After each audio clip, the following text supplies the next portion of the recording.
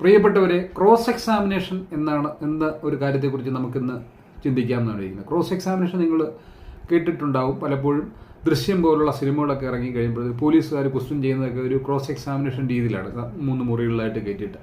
അപ്പം നമ്മുടെ കോടതികളിലും cross examination നടക്കുന്നുണ്ട്. ഒരു കുറ്റം തെളിയിക്കാനും പ്രൂവ് ചെയ്യാനും വാദിഭാഗം വരുന്നു, വാദിഭാഗം കുറേ കാര്യങ്ങൾ പറയുന്നു.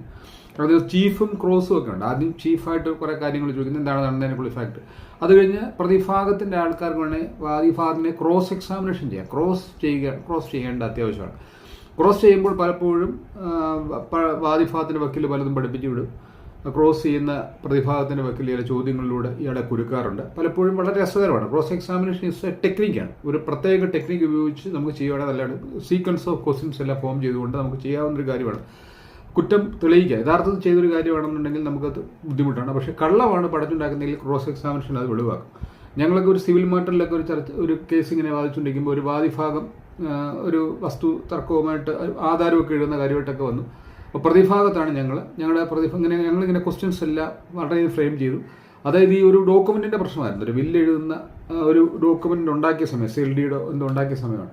അപ്പോൾ അതുമായി ബന്ധപ്പെട്ടൊരു തർക്കമാണ്. അപ്പോൾ ഇത് നമ്മുടെ പ്രതിഭാഗത്തിൻ്റെ വക്കീൽ അതിനകത്ത് വ്യാജമൊക്കെ ഉണ്ട്. പ്രതിഭാഗത്തിൻ്റെ വക്കീൽ ചോദിച്ചു, നിങ്ങൾ അമ്മയോട് ചോദിച്ചായിരുന്നു എന്നൊരു ചോദ്യം ചോദിച്ചു. പക്ഷേ ഇത് നമുക്കറിയാം, ഈ ഡോക്യുമെൻ്റ് ഉണ്ടാക്കിയ സമയത്ത് അമ്മ മരിച്ചു.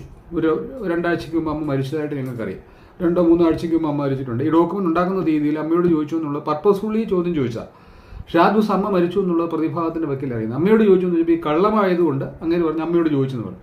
അപ്പോൾ അത് 1-2 മാസം മുമ്പ് അമ്മ മരിച്ചതുകൊണ്ട് ഇത് ആ കേസ് തള്ളിപ്പോവുകയാണ് ഉണ്ടായത്. അത് വ്യാജമാണെന്ന് തെളിഞ്ഞു. അമ്മയോട് ചോദിച്ചു. ഒരൊറ്റ ചോദ്യമാണ്. അത് ക്രോസ് എക്സാമിനേഷനാണ്. പലപ്പോഴും നമുക്ക് ക്രോസ് എക്സാമിനേഷൻ നല്ല ടെക്നിക്കുകൾ ഉപയോഗിച്ചുകൊണ്ട് ചെയ്യാവുന്നതാണ്. ഇപ്പോൾ ഒരു ഉദാഹരണം പറയുകയാണെങ്കിൽ നമ്മൾ ഒരു IITയിലെ ഒരു കഥ പറയാറുണ്ട്. ഇന്ത്യൻ ഇൻസ്റ്റിറ്റ്യൂട്ട് ഓഫ് ടെക്നോളജിയിൽ നടന്നൊരു കഥ. അത് മുംബൈ ആണെന്ന് തോന്നുന്നു. അതിനെ ഒരു പ്രൊഫസർ എക്സാമിന് വരാതിരിക്കാൻ വേണ്ടി 4 കുട്ടികൾ ഇങ്ങനെ എക്സാമിന് വരാൻ നേരം ഈ എക്സാം എഴുതാതിരിക്കാൻ വേണ്ടിയിട്ട് ഒരു പ്രൊഫസറോട് ഒരു കള്ളം പറഞ്ഞു. ഞങ്ങളിങ്ങനെ വരുന്ന വഴിക്ക് ഞങ്ങളുടെ കാറിൻ്റെ ടയർ പഞ്ചറായതുകൊണ്ടാണെന്ന് പറയും. അപ്പോൾ പ്രൊഫസർ അവരോട് 2-3 ചോദ്യങ്ങൾ ഓരോരുത്തരെ ഓരോ മുറി കെട്ടി ചോദിച്ചു. അവരെ രഹസ്യമായിട്ട് ഓരോ മുറിയിലോട്ട് ചോദിച്ചിട്ടു, ഏത് ടയറാണ് പഞ്ചായത്, എത്ര സമയത്താണ് പഞ്ചറായത്, എവിടെ വെച്ചാണ് പഞ്ചറായത് എന്നൊക്കെ പറഞ്ഞ് 2-3 ചോദ്യങ്ങൾ ചോദിച്ചു. അപ്പോൾ ഈ 3 മുറി കെട്ടിയിട്ട് ഒരുത്തൻ പറഞ്ഞു ഇടത്തെ ടയറാണ്, ഒരുത്തൻ പറഞ്ഞു ഇന്ന സ്ഥലത്താന്ന് പറഞ്ഞു, മറ്റേ വേറെ സ്ഥലത്താന്ന് പറഞ്ഞു. ഇത് 3 പേരും വ്യത്യസ്തമായ ആൻസർ പറഞ്ഞപ്പോൾ ഇത് തെറ്റാണെന്ന് തെളിയിച്ച് ഇവർ പരീക്ഷയ്ക്ക് വരാതിരിക്കാനുള്ളൊരു തന്ത്രമാണെന്നുള്ളത് പ്രൊഫസർക്ക് മനസ്സിലായി. ഇങ്ങനെ ക്രോസ് എക്സാമിനേഷൻ പല രീതികളിൽ നമുക്ക് ചെയ്യാവുന്നതാണ് കുറ്റം തെളിയിക്കാനായിട്ട്.